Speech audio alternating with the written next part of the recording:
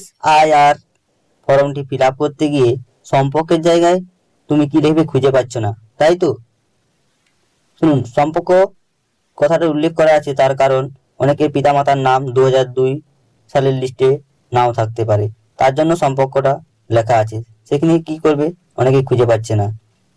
2002 সালে নাম আছে এমন কোনো ব্যক্তির নামের জায়গায় নামটা লিখলে, তারপর এপিক নম্বর দিলে, দেওয়ার পর আত্মীয়ের নাম লিখলে, সম্পর্কটা লিখলে, মানে যার নাম লিখলে তার আত্মীয়র নাম অর্থাৎ তার অভিভাবকের নাম লিখলে অভিভাবকের সঙ্গে সেই ব্যক্তির কি সম্পর্ক, জাস্ট এই কথাটাই লিখবে। ভয় পাওয়ার কোনো কারণ নেই।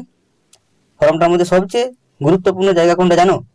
বিধানসভা ক্ষেত্রের নাম, বিধানসভা ক্ষেত্রের নম্বর, অংশ আর ক্রমিক নম্বর, এগুলো ভালো করে লেখা থাকলে আর কোনো ভয়ের কোনো কারণ নেই।